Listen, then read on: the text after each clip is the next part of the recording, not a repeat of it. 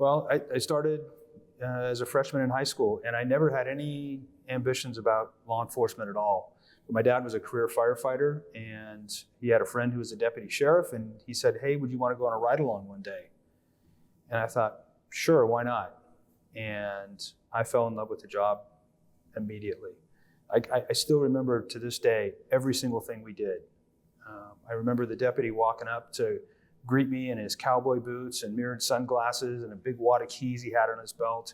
And we got into this 1977 Dodge Monaco and took off for the day. And I knew at the end of that day, that's just what I wanted to do. And that led me into, a cadet program as a freshman in high school. And the rest is history. I mean, it's been a really, really remarkable and rewarding career. So I started in 1978. I was a freshman in high school then. And they had, fortunately, a cadet program in a city in the Bay Area, Walnut Creek. It's where I grew up. I spent all of my weekends, all of my free time, all of my whole social group in high school was in the cadet program in Walnut Creek. And it still holds a very dear place in my heart. And I ended up getting hired there full-time, almost right out of high school. Worked as a 911 dispatcher to start. And that shaped everything that followed from there. I don't think my parents really thought that I would take to law enforcement or be interested in it. And then when I did, I think they were concerned. I know my mom wasn't happy about it at all. And it wasn't until years later when she actually was able to do a ride along with me that she got it and understood why I loved it so much. But I don't think they anticipated that I would have gotten into this at all. But I didn't either at the time, right? It was one of those things, and it's been great. Yeah, it gets into your blood, and I hear that all the time too. You have law enforcement running through your blood, and it's very, very difficult once it gets in there to walk away from it because the job is so exciting, it's so challenging, and it's always different. And I always tell students, if you want a job that's predictable and you want to have an 8 to 5 job that you go home at 5 o'clock every day from, that's predictable, go be an accountant. That doesn't change much. But if you want a job that is ever changing and different every single solitary day, then this is a great one. This is what I've always wanted to do since I was a little kid. The age of 13, I became an explorer for a city that I lived in, and my dream took off from there. So I was an explorer for a few years, went through high school, went through college, and then I went through the academy. That's where I met Greg. I had some cop friends because through the Explorer program, and then a very close family friend of mine who I consider like my stepdad worked for the sheriff's office that I currently work at now in. And that's how I got where I got to be there. But I've had an amazing childhood, almost career because of the cadet program and learning the job through and through. And like Greg said, that it's that changing of every day. You don't when you show up to work, you don't know what you're going to get. And he's kind of living that life on the edge, that thrill, that adrenaline rush. I've always been, always had that drive towards, and so it's been great. Since I've started my career, I've never in a million years thought I would be sitting here today and doing something like this. My career path, my mind growing up as a kid was, I was enjoying the military, try to get into special operations, and then get out of the military and be a tactical officer either for the federal government or for some big law enforcement agency. Now, knowing what I know now, I'm happier the path that I went down, or that I'm currently going down, because it's allowed me so much more to, one, explore myself, to help my community, which I've learned, really love to do, and I learned that through being a cadet, which is all volunteer paid hours. Volunteer hours. And then from there, I got into certain aspects of the job that I didn't even know existed. So for example, I currently work in our civil unit. So my job is to serve restraining orders and conduct evictions and other type of court documents. And it's a whole different aspect of law enforcement that I didn't even know existed. For me, fighting crime, meeting penal codes is black and white. It's you either meet the elements of the crime or you don't. This world in civil is very gray. You're working with civil law and you're trying to find out all these court cases and how to serve document without violating people's rights and be respectful to both sides of the party. So it's extremely challenging, and it's been the best thing that I've gotten into so far in my career. Well, 1978 was a very different time, and on just about every level. It was 1973 when the American Psychiatric Association made the decision to, quote unquote, normalize being gay. I had no understanding of that at that time, but I knew when I got into that patrol car that first day that I was gay. I wasn't out. You couldn't be out. But it was something that I knew that I couldn't tell anybody, that I couldn't be out about, and so I just locked that away. And I didn't really necessarily consciously think about it being an obstacle for me. At that time, it would have definitely been an obstacle. I wouldn't have even been able to enter the cadet program because it wasn't allowed.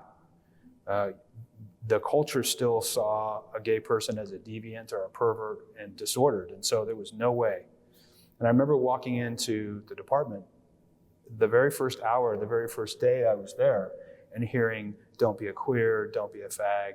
And that was just part of the conversation. So I got educated very quickly that, okay, I need to keep that very, very hidden.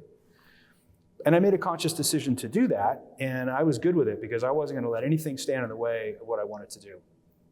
I just said, I'm not going to deal with that. But that was in every other aspect of my life at that time too. 78 was the year the current pride flag, or the original pride flag, was created.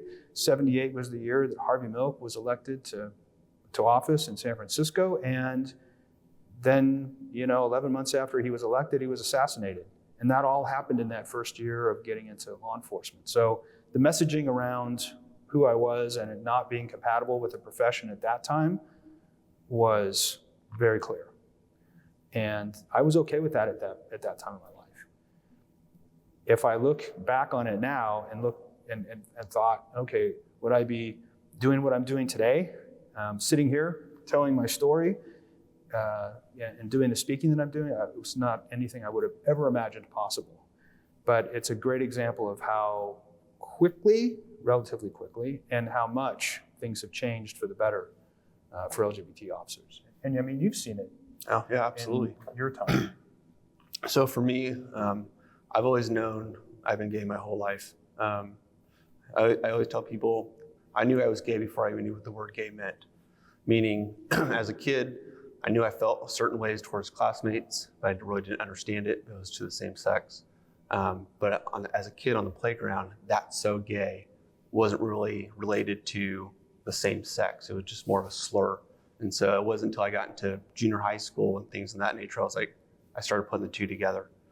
And then when I became a cadet, the department that I worked at heard some homophobic slurs, things like that. I'm going, oh, this is kind of different. I wasn't really expecting this. I grew up in a pretty conservative, at the time, conservative county, very Republican. I didn't grow up with any gay friends. My parents didn't have any gay friends. My only really thing that I've known about gay people at that time was they're flamboyant. They talk with a high pitch. They meet a lot of the stereotypes out there. So I felt very different because that wasn't me. I grew up, my dad raised me hunting and fishing. I raced dirt bikes my whole life. So I didn't fit this stereotype. And so for me as a kid, I was trying to figure out, how am I really gay? Because in my shelteredness in the world that I lived in, what TV was portraying at the time, I wasn't it. So there was a lot of questions with myself, but still very well knowing I have this attraction towards the same sex. So becoming a cadet, hearing the homophobic slurs, I really started thinking I was gonna be the only gay cop in the world with this hidden secret. It wasn't until I got into the academy, was for the first time I met another gay officer. So not until I was 21 years old.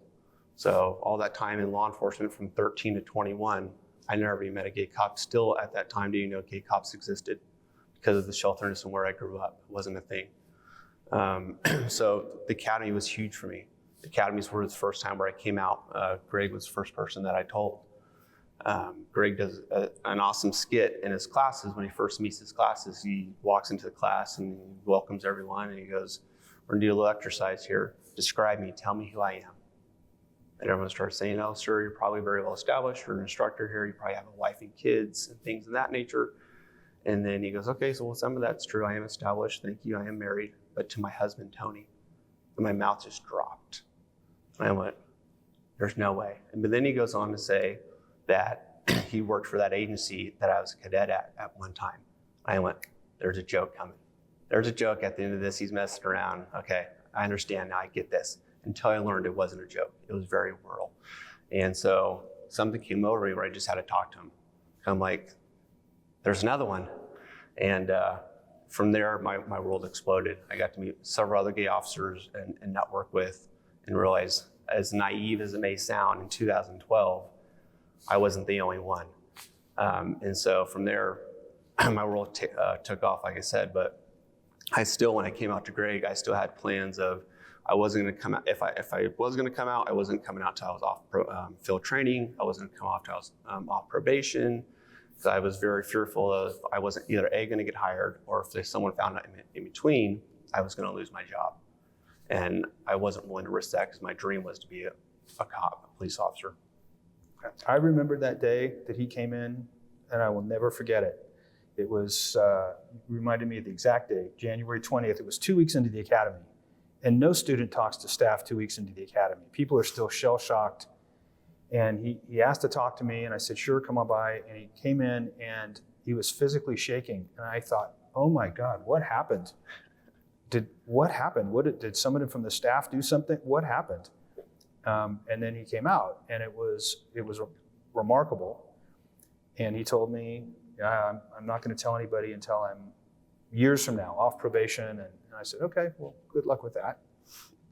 Because I knew that once you tell someone, once you've made that step to come out, that you can't hold that secret anymore.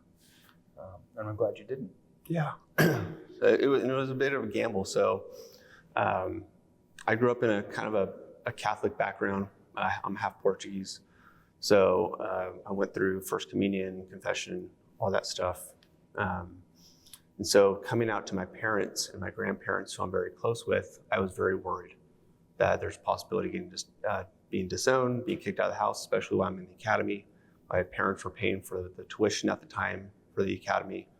But I made the decision that I needed to tell them, and they needed to know. So a week later, I told my parents. And luckily, it was all good. It was great. Me and my dad, we've always were very much alike. We butt heads at first. He didn't know how to handle it, but now my dad's one of my best friends. He's extremely supportive. It's just that growing pain of learning he had this idea of who his son was going to be. We were very close growing up, and I kind of threw a curveball at him, and he quite didn't know how to handle that at the time. But I couldn't ask for a better outcome than what I have currently now. So from there, it was just a series of steps. I had to start telling people that I knew at certain agencies to come out to.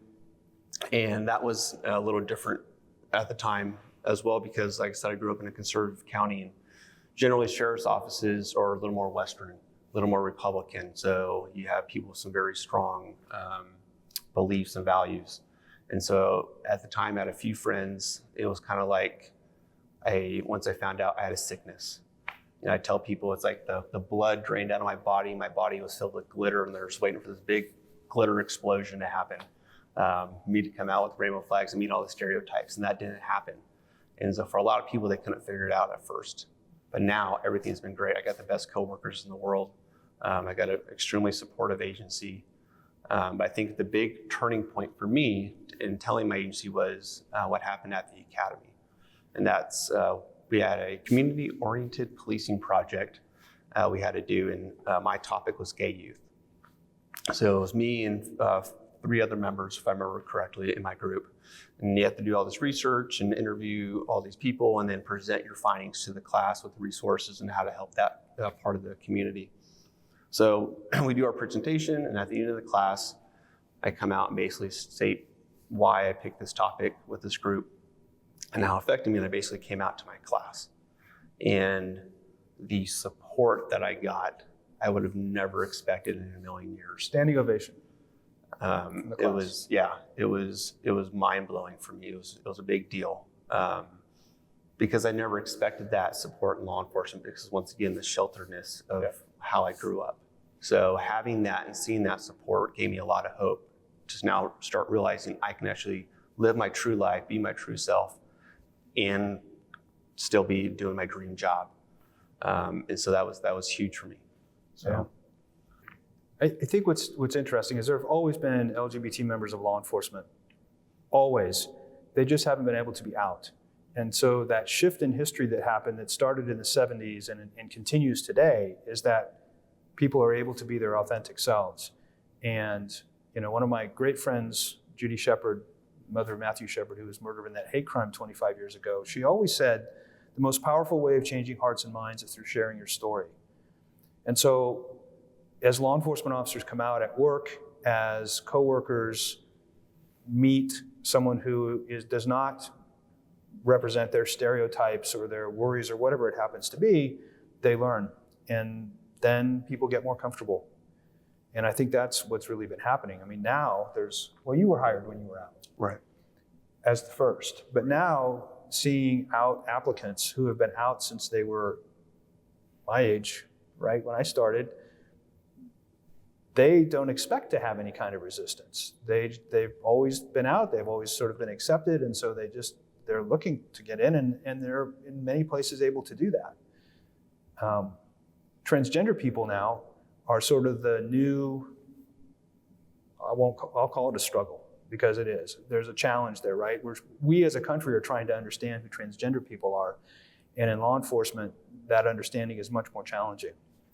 So that's where we're at now. We have people who have been in the job for years and years and years, like I was, coming out in their 40s or later. And that's a big deal for those individuals. It's probably the most significant emotional event of their life. I mean, I know it was for me, for sure. And those are the stories I hear every day about how significant that is. Still. Well, I think we have to ask ourselves, as a country, as agencies, for me, 2012, I was the first out openly gay deputy hired, right? 2012, my agency's been around since 1850. You can't tell me there's been no LGBTQ people that's ever worked for that agency. And so why was I the first in 2012? There's agencies, I'm sure, to this day, that in 2023, they still have never had an out LGBTQ officer. And so you have to ask yourself, well, why? Why is that? Is there a culture going on with that department, that community, that portion or region of the country? What's going on there? So why is this still an issue? We just talked at the FBI National Academy just yesterday, and I said, it's amazing to me, it's mind-blowing to me that we still have to have this conversation as a country. And someone said it best yesterday, and it's frustrating that we are still having conversations about stuff that we've already had conversations and figured out prior to. So why do we keep going back? What's the problem here? And I think, but what I have noticed is as more people come out, we are seeing more acceptance, and law enforcement is progressing in the right direction. I truly do believe that. But I think we should be a lot further along in 2023 than we are currently as a career field. But that's the beauty of this exhibit as well, is that this is a piece of history of law enforcement that's never really been told before. It's never really been made visible before, but of course it's been there. And so I'm excited about the fact that people are going to be able to learn and think about people they've worked with, stories that they've heard, and reflect on the fact that this is not some new age thing that's happening. I heard plenty through the rumor mill that because of the academy I went to, that academy turns people gay. And I was a product of that. Those are the type of things, the negativity, the homophobia that you hear. And so, like I said, that stigma is still there. I'm a very firm believer people have the rights to their own opinions. I have my own opinions. I ask to be respected for that. I will respect your opinion. If you don't like the LGBT community, that's fine, that's your opinion, but we still have to work together. You still have to have human respect and respect people. I don't think we need to treat people wrongly or badly just because we have a difference of opinion. And I think as society, that's something we struggle in. And it's especially true in law enforcement, the type A personalities that we have that come to this career field. I think the other side of it, though, that in all fairness I need to say is that when I came out, and it was in 2004, I really underestimated my coworkers, and really underestimated the people around me. I was the director of the academy at the time. I was a deputy chief for a small police department at the time, and was pretty established in the law enforcement community. But people had grown to know a certain narrative about me that wasn't true. And so not only did I have to come out to people, but I also had to undo that narrative. Now, I never married a woman. I never had fake girlfriends or did any of that. But there was a story there and some excuses I had to make about why I didn't have a wife and why I didn't have a girlfriend. And that all had to be undone. And like Anthony, I was really concerned about how my parents were going to react, and family, but also my colleagues. I was in a very visible position, a fairly political position, and so what was going to happen? And I have to say that, at least to my face, not one person said anything negative. I had absolute support from my friends. They got it. Some suspected, but total support. And, much like Anthony, my career exploded after that. And I think that is an important message here for especially closeted LGBT officers, is that when you begin to live your authentic life, the possibilities for what you can do in your career and in your life are endless. And the fear, right? So the being in the closet is just fear. So, because we all have heard the horror stories of being disowned by your family or losing your job or being beaten or all those crazy things, the horror stories that are out there. It's that fear. What I have found, and I feel very fortunate for, is the people that I should have put a lot more trust into my family and friends, because they were extremely supportive right up front. I understand and respect that's not the case for everyone, but you're not going to know until you take that step. One thing that I have learned and through lessons of life is there is someone out there that will love you for who you are. It may not be who you want at that moment in time, but I guarantee you will find someone who will love you for exactly the way you are. And I think that's an important message people need to know, because it's very easy to feel closed off to the world when you're in the closet, and it's a us, me versus them type mentality. And like I said, fortunately for me, that wasn't the case. I was widely accepted, but it's definitely a fear. I think this points to a really important aspect of officer wellness. We're talking a lot about that in today's world. And there are so many pressures on wellness and mental health in law enforcement right now that being closeted is just another layer of pressure, another layer that can force someone into doing something that would be terrible. Coming out and being yourself and living an authentic life requires that the profession have a support for you. And we need to get past that and convince people that you're still part of the team. You're still the coworker that we appreciate. We still have your back.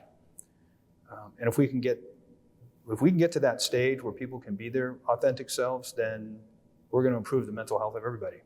As Anthony talked about earlier, I worked at the same agency that he experienced that homophobia in, though it was, what year was that happen? 2003. 2003. I left there in 98.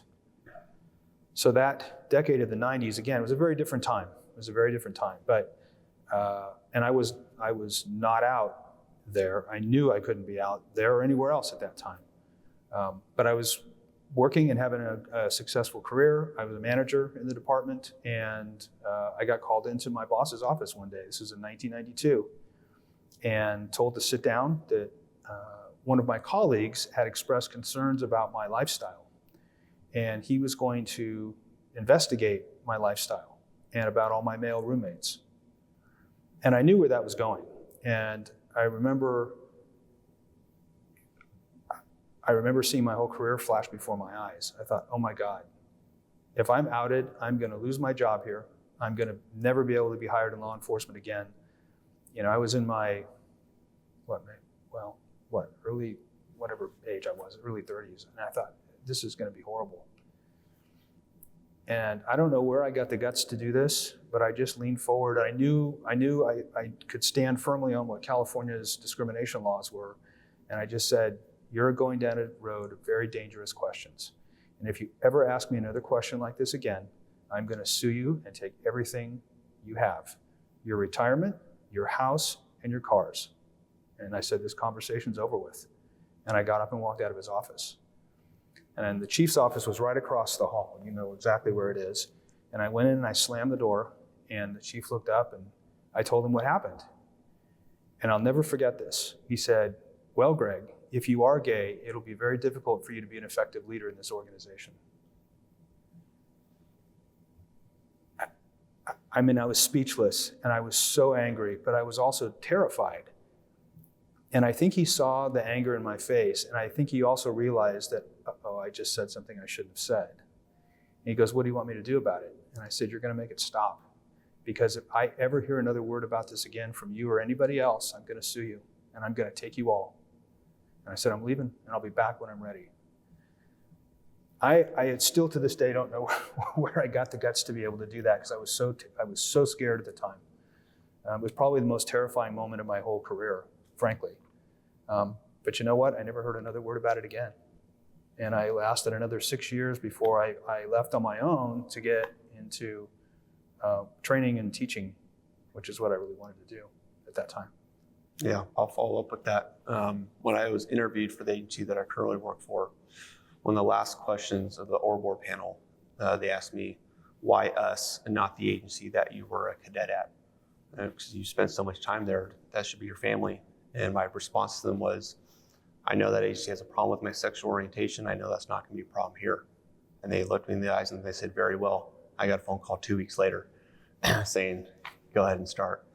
He's an applicant sitting in front of the undersheriff and a captain and a lieutenant, and leans forward and says that. I have always admired that courage, to be able to do that. But he was honest, and he held people accountable right from the very beginning. And, it's made a huge difference. And you've had a great career there. Absolutely have. Nothing but, yeah. I love my coworkers, extremely supportive. And I've been able to also kind of do a culture change within my agency, because I was the first and only out gay deputy, right? So it was the how do we work with the gay deputy type thing. How did you describe it? A science experiment? It was a science experiment, right? And so, but now we have other members of the LGBTQ community that work for our department, and they're thrilling and they're doing great. And we're not having this science experiment, go on with these other members. And so that part has been extremely beneficial for not only me, but my agency, seeing that growth and my agency come that far in the short amount of time I worked there, a little over 10 years. Well, I also suspect the other thing that happened was, I immediately went to our employee assistance program, our department psychologist, because I didn't know what to do. And I just didn't know what to do. And I trusted this guy. And when I told him the story, he turned pale and said, oh my God. And, gave me some counseling and said, take some time off and catch your breath. You're in the right here. I think he called them. I think he called the city. He never told me this, but I think he called the city and said, you better fix this, because you've bitten off more than you can chew, and you've got some liability here. Now, since then, they've had a chief who was an out lesbian, which is great. They've had some gay officers, we believe. But the culture is still very challenging. And we still see stories in the news from departments across the U.S., just in the Bay Area, a big investigation going on about racist and homophobic comments being texted back and forth between officers. So there is still a culture that I'll describe as pervasive. It may not be everywhere, but it's still common enough in this profession that's toxic. And you say, well, they're just words. They don't really mean that's just words. But for the closeted officer or for the cadet who's coming up through the ranks, those words define the future. And they are the words that are going to keep people from ever being able to come out. So just because we don't see those out officers in our agencies next to us in patrol cars doesn't mean that they're not there. A prime example, me being a cadet, hearing it, right? And being closeted, and now thinking, now I can't be out in my career, because if I am, I'm never going to survive. I'm never going to be able to live my dream job, being my true self. So yeah, it's sometimes we say it's just word, we're joking around, we're horsing around, and I get it. The job is dark. We see some very dark things. We need a way to express ourselves, but we have to be careful how we do it and what we say. So there's a very fine line there. This goes back years ago, and going back to the whole wellness and mental health thing. There was an officer who committed suicide, and the agency went in to try to figure out what happened. And it was very clear that this officer was gay. He lived by himself in an apartment. All the pictures on the walls were of him and other guys. There was no sign of any female anywhere. He was a young officer. There were rumors in the agency that maybe he was gay. We don't ever know for sure. But I have to wonder, so how did he get to that place at the age of 25 where he felt there was no way out in this profession where we consider ourselves to be family, brothers and sisters, where we profess that we care so much about each other? And I think about that officer frequently, especially when I'm doing trainings and whatnot. That's something we've got to deal with as a profession. And that's an important piece of that, talking about family. A lot of different law enforcement agencies out there that work a lot of different ways, but your average patrol, your cop, your community policing, I spend more time with my partners than I do my own spouse. I'll spend 16, 18 hours a day sometimes 24 hours a day with my partners, and I won't even see my spouse at all. So you become very close to the people that you work with, and you have to trust one another. And if you can't tell your partner certain things, then you don't have that trust there. You're going into these dangerous situations that you might have to make a life or death decision, and you have to know your partner is able to do that as well. And if your head's not in the right game, you can get someone seriously hurt, if not killed. And so for me, coming out, one of the decision I had asked myself was, if I go through this career field as a lie, I'm lying to my partners. I can't expect them to be truthful with me as well. And so I had to make that determination of where I need to be out. And if I work for an agency that doesn't accept me, then I don't need to be there. I need to go somewhere else. Even though maybe that's my dream agency that I want to work, is it really my dream agency if I can't be accepted there for who I am? So that was part of my decision making of why I decided to come out even after talking to Greg and after the academy and start letting those coworkers I worked with know who I was because I couldn't live this lie anymore, and then also expect them to be honest with me. Yeah, and in a profession where the truth means everything, where your integrity in telling the truth means everything, living a lie is counter to that. I think to a certain extent, we put officers in more danger by causing them to continue to have to tell these lies about who they are and creating this false narrative, to the extent that someday maybe that's going to be used against them, in some sort of a way to challenge their integrity, even a Brady issue around not being truthful. And then you just have to also imagine the uncomfortableness, right? So you're sitting around a briefing table and our supervisor's asking each individual at the table, so what did you do this weekend? What did you do this weekend? Me and my wife went to a baseball game. Me and my wife went to dinner. And then you get to a guy who's closeted and he's got to come up with a lie. If he was out dating or seeing someone of the same sex, right? For me, I'm very fortunate. I can say me and my husband went and did this, and it's not an issue. But I couldn't imagine for 30 years sitting at a briefing table telling a lie of what I did over the weekend. So to the people that I love and like we're supposed to be family, right? So. Well, Out to Protect's a national nonprofit. That's a 501c3 that I started back in 2009. And its sole purpose at that time was to provide scholarships for young LGBT officers to support them while they were moving through the academy, those who were out as role models, using royalties from the first book I wrote. But it's evolved really into a training organization now. In 2016, we realized that law enforcement could benefit from LGBT awareness training, for having some discussions about, hey, these are the correct terms, an understanding of sexual orientation and gender identity, how to effectively communicate with someone during a hate crime investigation or a response to domestic violence. We had marriage equality, approved nationwide the year before, so we started getting into this training field, and it's really exploded. We have a lot of interest from agencies across the U.S. in improving the cultural competence of their officers, it's super promising. It's super promising. And that also is, I think, contributing to improving the wellness of cultures, law enforcement agency cultures. It's allowed conversations to take place in agencies where maybe people were afraid to ask questions or afraid to have those conversations. And then more recently, we've been getting into helping agencies learn how to create LGBT liaison programs, which is helping to build trust with their communities. And it's really exciting to see where it's all going. But you were one of our scholarship recipients. I was. I was. So one of the big things I think that we used to do when the academy was still around, that at least made a big difference within the region of where we live and work, is the academy did a COP project, community-oriented policing project, where they would do an immersion into the Castro of San Francisco and meet the gay community there. They take the whole class there. They get to walk around, see either the stereotypes or non-stereotypes, but then they get to meet a group of gay cops. And where I think this is super impactful is anyone who's in the closet like me that's going through the academy now got to see there's other people that exist. That they are not only the only one, and these are successful cops from lieutenants all the way down to your basic patrol officer.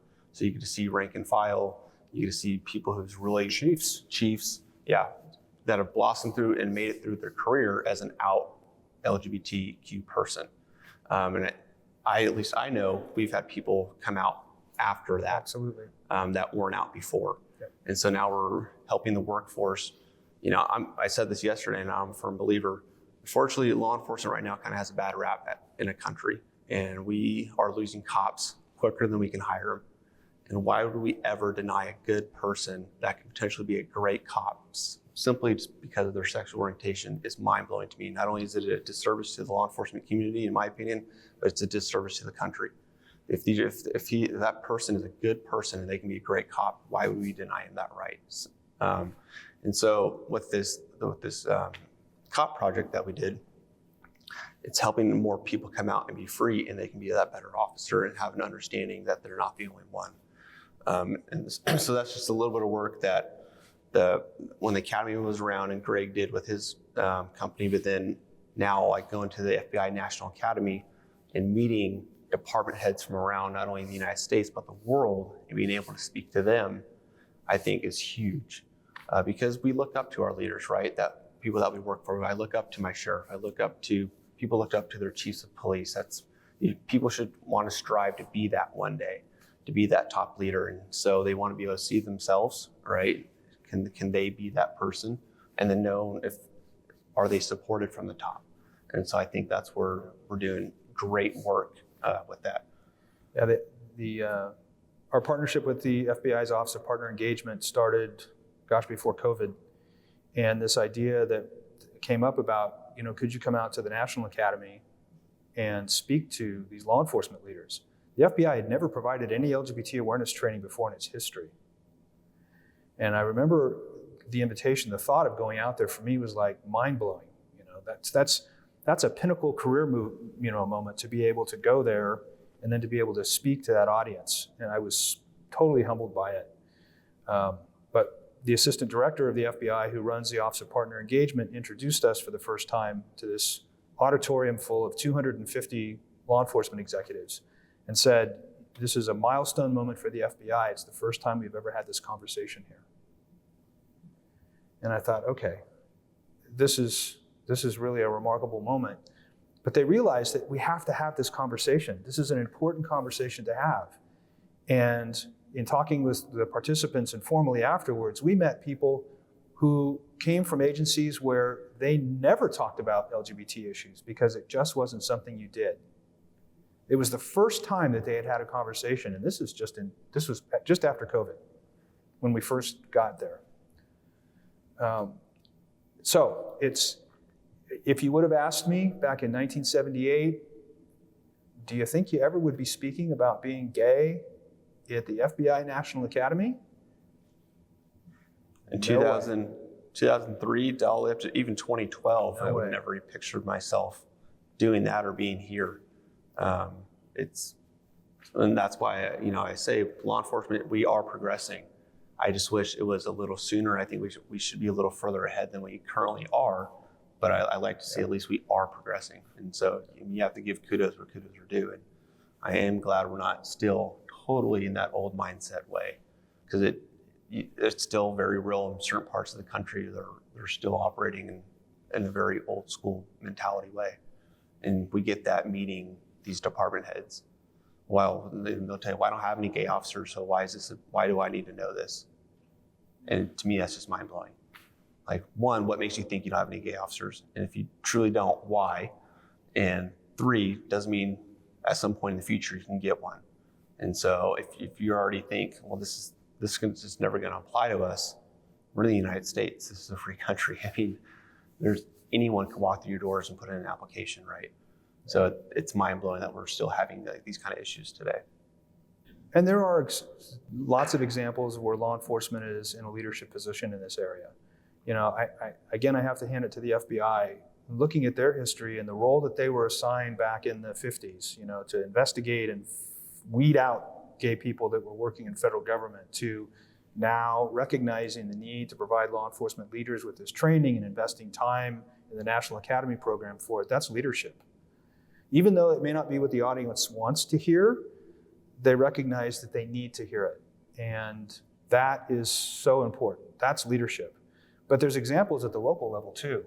We were just talking about some of the things going on at the legislative level in the South, Florida and Tennessee.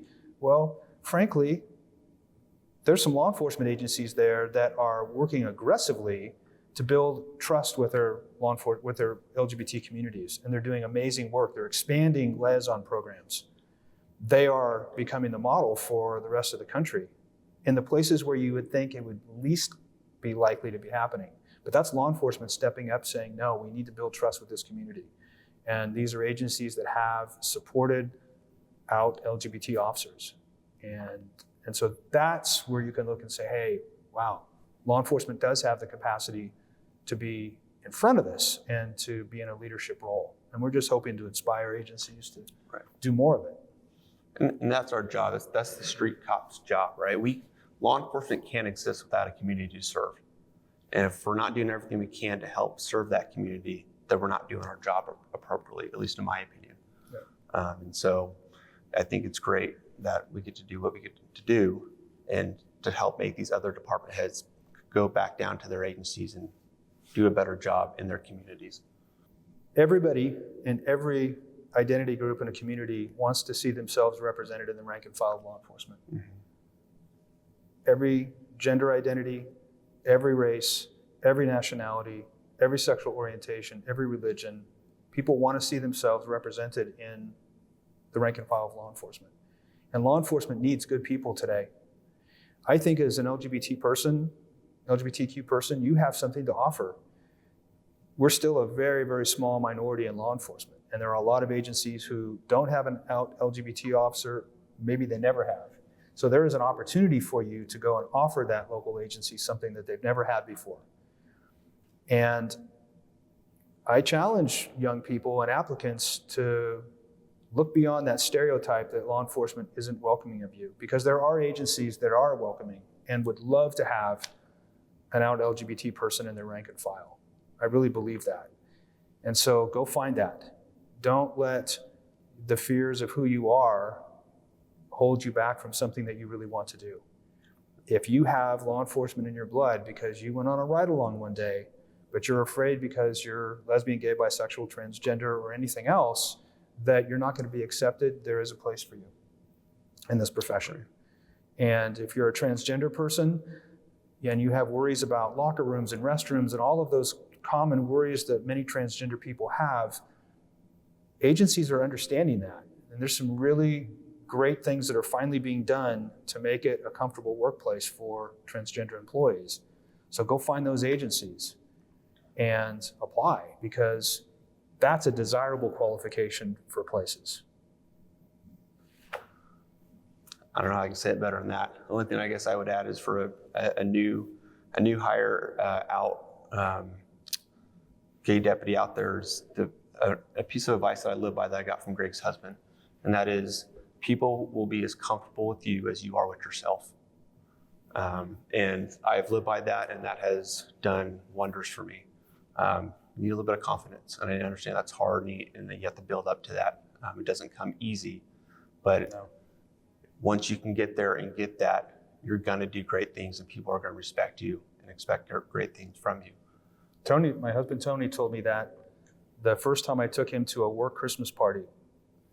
I was newly out, we had just met, and this was the first time that the boss was going to bring his boyfriend to a work party, and I was terrified, absolutely terrified, and I didn't even want to go in. I was making all kinds of excuses not to go in, but that's what he told me that. And so, all right, let's do it. And he's right. He's absolutely right. I've had a great one. As I alluded to earlier, we can't afford not to hire a great cop.